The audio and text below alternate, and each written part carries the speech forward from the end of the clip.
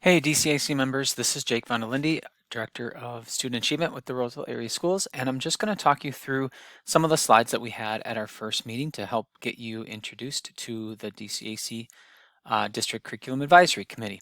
So our first slide here is just a welcoming slide and provides some information for you about the education center that we meet in, and it's called the Mbetu Techa Education Center. And you can see below that it talks about in the Dakota language, Mbetu Techa means a new day, the traditional words that offer a sense of hope and movement forward together as a community.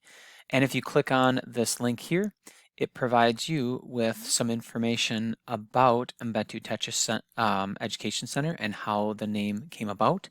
You can also listen to how it's pronounced if you click on this part. This is all on our district webpage, so wanted to introduce you to that and make you aware of that information. So wanted to welcome you to our District Curriculum Advisory Committee. This was our agenda for the first evening. We did a check-in activity, which we do often at the beginning of each of our sessions so that we can get to know each other, get our voices out into the space, and acclimated to our meeting. We also talked about our roles and expectations and our norms of collaboration. We'll walk you through those. We also walked through our decision-making process. We talked about our Roseville Area Schools demographics, and we also discussed our educational equity curriculum and instruction compass and how that guides our work, as well as the curriculum review process and making folks aware of our acronym the acronyms that we use across the district. The first meeting we did create our own name tent, and it looked like what you see there. On the name tent, it had folks had their favorite vacation spot, what inspires you, who's in your family, and how did you get your name. When you come to our first meeting, you'll make a name tent for yourself based on these questions, and it's just a helpful way to get to know one another. The first meeting we did share our name tents and what we wrote on them to get to know each other a little bit more. So what is our district mission and vision? We have created a new mission and vision over the last year and a half, and we had 5 focus areas that we developed in our strategic plan. The 5 areas are: our graduates are prepared to achieve their goals and aspirations. Our learners contribute to an equitable, caring society. We are a culturally responsive, inclusive, anti-racist district. The community is united behind our needs, and we are financially secure. And in the middle of this slide, we had a link to our mission and vision statement that provides our mission, which is excellence, innovation, and equity in all we do, and our vision. Each learner experiences a sense of belonging and a joy of learning, is inspired and prepared to reach their potential, and contributes to our communities. And below here is our equity vision, and you'll see those goals, and under each of those goals are key strategies. This is our mission, vision, values, and our goals that we're continuing to bring forward and have developed over the past year and a half. So who's on the DCAC? The committee includes representatives from each of our schools. It includes community representatives, students, and district staff members. Where do you find all of your DCAC information? We will provide you with agendas that will come out a week prior to our meeting. We will provide you also with reports and agenda items that have links in them to prepare and look through that week prior to our meeting. We try to keep the homework to a minimum so that you can be able to review the information in less than an hour to prepare for the meeting, and so that you can come to the meeting prepared to ask questions and have discussion. We keep all of our information in a link in this folder. It's a bit.ly folder, so it's easy to access and remember. All of our information comes through there, so you can see our links to our first meeting. This is our first meeting folder, and our next meeting folder we're in development of. and then any other kind of links and activities that we have, we will put into that folder as well. So some of our community building activities that we do each time. So what do you do on the DCAC? The DCAC is an advisory committee that serves the school board and the district administration. We review reports, and we do that in a flipped meeting format. Years ago, we used to have groups come and present to us, whether they were curriculum review teams or other district teams that would come, and they would do their presentation at the meeting. And their presentations would take, 30 minutes to 45 minutes. And then we would have another 30 minutes or 45 minutes of questions for them. And oftentimes the meetings ran long. And so we decided to do a flipped meeting format, which means that prior to the meeting, we have our teams record their information and their presentation. And they do that in a short screencast that you'll watch prior to the meeting. And then what we do is have you think about and bring questions that you want to ask that committee or that team or that group while you're at the meeting. So when our teams are at the meeting, it's more of a focused dialogue and being able to answer and ask questions. That gives us more time to actually have that full dialogue that we'd like to have, and also make sure that we can honor people's time. These are some of the reports that you'll see throughout the year, our curriculum review committees, and some of our school board metric reports.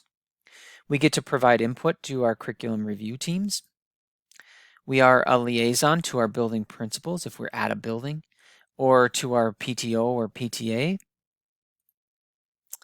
And we do hope to have folks serve as a 3-year commitment. It is really nice to have somebody serve that is a multi-year commitment, because that provides some time and to see kind of how projects form and are developed, and so that we don't have new people every year that we're trying to develop and inform. And so we do ask that you serve a 3-year commitment if you can. Obviously, we know that life happens, things get busy. If you can only serve 1 or 2 years, that's still great. We appreciate any volunteer time that you can provide for us. But again, if you are able, it's great to have that 3-year commitment. We do have a handout for this year as well. If you wanted to see some of those different things written down, there's a link right here that provides the different things that we do in DCAC. It also provides my information if you want to contact me by email or phone. And it also provides us with our dates from this school year and where we're going to be meeting.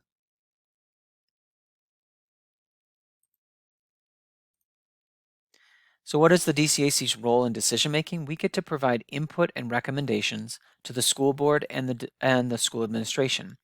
We are not the decision makers ultimately, but we provide a very strong recommendation and approval, and the school board generally takes our information and approves that.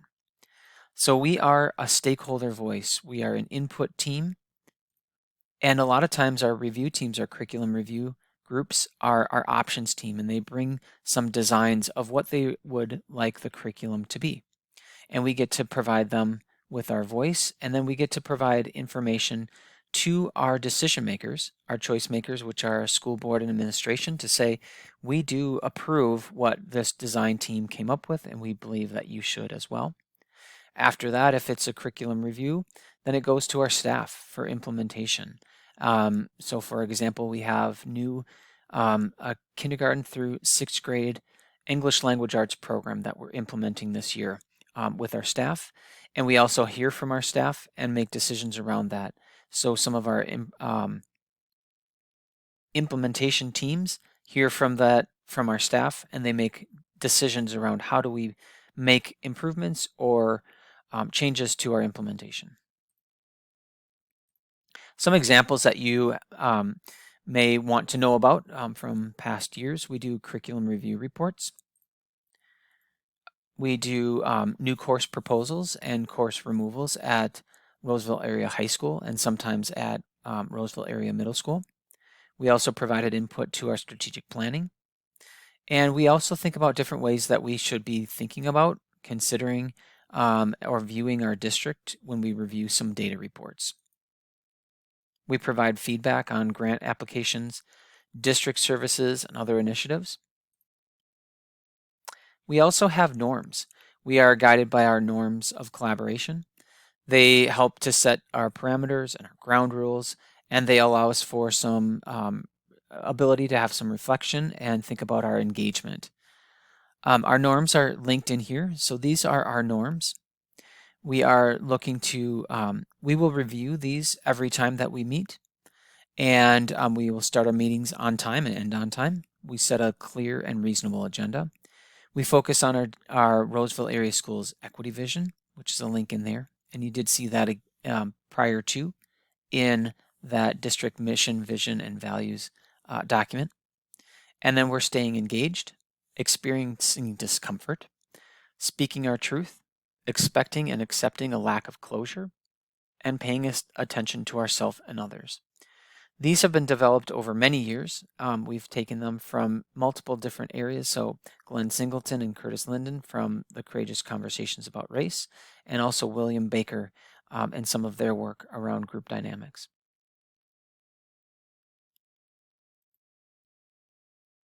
We did a little activity at our DCAC meeting when we introduced ourselves. We talked about our norms document, and we'll do a lot of that at our meetings when we get together.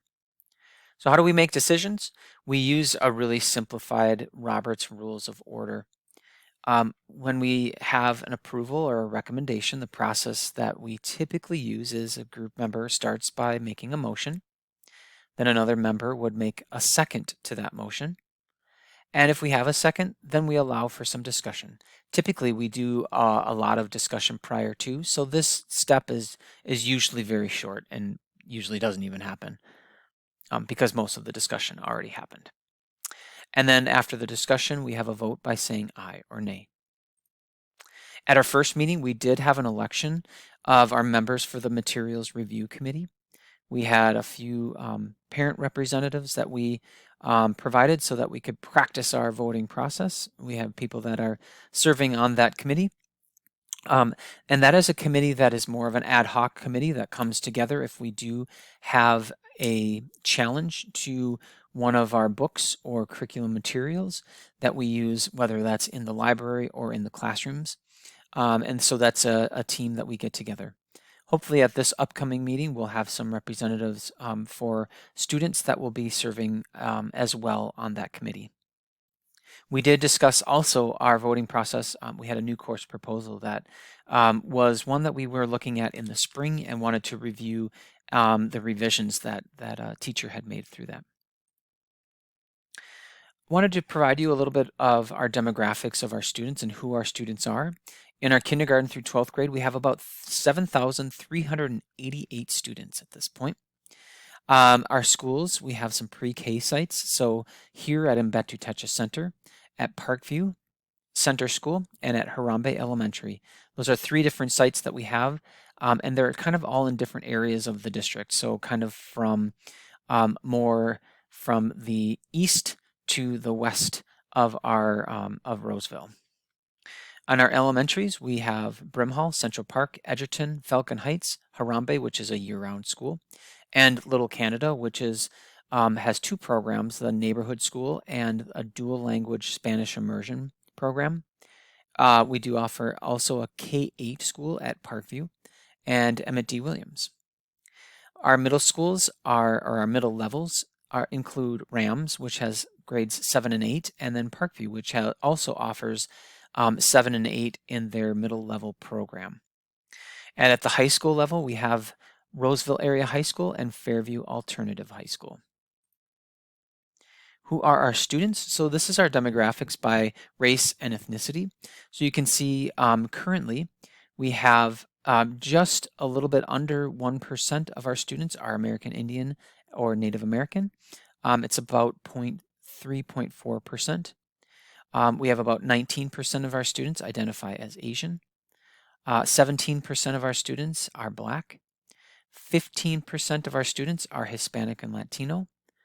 39% of our students are white, and about 10% of our students identify as multiracial. These are our percent of students who identify as Black, Indigenous, or people of color. So you can see this has changed very much since around 2000. So I pulled kind of the census data times, which is 2000, 2010, 2020, and then also have some trend data from there. We used to be very much more looking like the state. And this is on the left is in red, the Minnesota statewide average, and in blue, in RAS stands for Rose Area Schools, is our district average. And you can see that we're becoming less and less like the state, which is hard because a lot of times folks will compare us to the state. So you can see that we're becoming less and less like the state and more racially diverse. This is our percent of students who receive educational benefits. And educational benefits are for families or students that might qualify for free or reduced meals. They also may get benefits for school district transportation, athletics and activities, different fees, and their families typically are at or below a certain threshold for income. You can see that we were below the state in 2000, and we're well above the state currently. This is our student who are multilingual learners. They are students who may be learning English as a second, third, fourth, or fifth language, however that may be. And you can see in the year 2000, again, we were very much close to the state. And then now we're very different from the state, had a large population of students who were multilingual learners between that 2000 and 2010 timeframe. And these are students who have an IEP, an individual education program, because of some sort of disability that they have. You can see we're mostly below the state over time, and we have increased over the years. So that gives you a good look through of who our current students are as we sit and how we've changed over the years. I bring that to show you not to make any excuses for any of our information or in our achievement, but just to give you a glimpse of who we are as a district and how we've become more racially diverse, more, I would say, language diverse, and also economically diverse as well. So this is a look at our educational equity curriculum and instruction compass. This is something that helps to guide our curriculum review, our curriculum that we use in our classrooms, as well as our professional development. You can see it's got 4 different areas on that compass. Equity pedagogy is up in that left-hand quadrant, and that is really thinking about what are we doing in the classroom? What are those classroom practices, instructional practices that make sure that we're meeting the needs of all students? Up in this, in this upper right-hand quadrant, we see culturally relevant content, and that's about how do we deliver our students with content that represents them. How are we making sure that we're bringing in absented narratives? How are we making sure that students get to see windows of other cultures, other people, and also mirrors of themselves, so they'll be able to see themselves within the curriculum as well as a range of other folks that were in our communities. At the bottom left hand is collective knowledge creation. So it's really talking about how do we hear from our community, how do we hear from our students about how we collect knowledge and how do we share that, and how do we make sure that we're inclusive of our community, of our students, to include that information that they bring and their community wealth that they bring to the classroom. And at the bottom here is our social justice orientation. So how are we making sure that we can be active in social justice and human rights, and bringing that to our students to have themselves see how they can bring their action and have that have a voice within our school and within our curriculum. We had talked about watching this watching this video, and we will hope to do that sometime this year. It's a great video, and we'll come back to it, but we didn't have a chance to do it last time at our last meeting. So if you'd like to watch it on your own, you certainly can, but I believe in an upcoming meeting, we will be able to watch it together and discuss. So we're going to pass over that for now. So here are some curriculum processes that are important for you to know about as a DCAC member. Our first one is our curriculum and program review system. And here is a look at our curriculum and review system. I'll make that a little bit bigger. This is our program review system that we look at for 23-24 school year. On the left-hand side is our program review cycle. On the right-hand side is our implementation and continuous improvement cycle. Within this program review cycle on the left side, that is when the teams are actively working with a member of our Office of Educational Equity team. One of our members are facilitating their work to move them through this cycle. There's 3 different phases in that cycle. It's looking at program evaluation, program design, and implementation plan and purchase. After they're done with each of those different phases, they'll come to our District Curriculum Advisory Committee looking for approval and discussion. So as you can see this year, we have multiple programs that are in program evaluation. And in that phase, they're looking at what are the results that we're getting from our current program. And we have industrial tech, K-6 social studies, K-12 media tech, and K-12 social emotional learning in that phase this year. In our program design phase, in this phase, our curriculum review teams look at how their program evaluation informs what they want to do to design what their program should look like. So based on the evaluation that they did, what are the changes that they need to make? What is it that they should be keeping? And anything that they should be getting rid of, or major things that they would be thinking about that they didn't think about prior to. So in that phase is 712 Family and Consumer Sciences, 712 Social Studies, and K6 Health. And in our implementation plan and purchase phase, this is a phase that we are looking at what is it that we want to do. We've designed this program. How are we going to implement the program? And what are the resources that we need to make sure that this program happens? We have one group that's in that this year, which is our 712 World Language, and they will be coming to our October curriculum review or our DCAC meeting. So you'll get to meet them there. Some of these other groups are ones that have just gone through this program review cycle, or they're far into it. So you can see that after each of the names of the programs, they have the different times when they went through program review in the past and did a purchase. So for example, you're looking at our most recent one that we're going to be looking at this year is World Language. The last time they went through was in 2010. So it's been quite a while since they've gone through and made changes to their program and made a purchase along with that.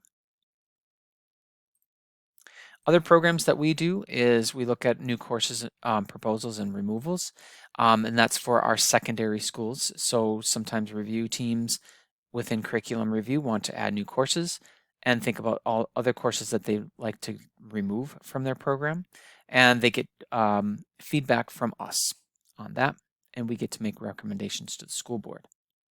So some of the things that might be coming this school year is our in our curriculum and program review system, just those teams that we just talked about. All of them will be coming this year with some kind of a report, whether that is in the program evaluation, program design, or implementation plan and purchase. Also, we'll probably have some new course proposals and removals, and we'll also be discussing district metric reports that we bring to the school board. The first one up that we're going to be discussing at our meeting in October will be our achievement report. These are the other reports that we do throughout the year, and we'll bring these to you to keep you informed of all these different areas that we discuss.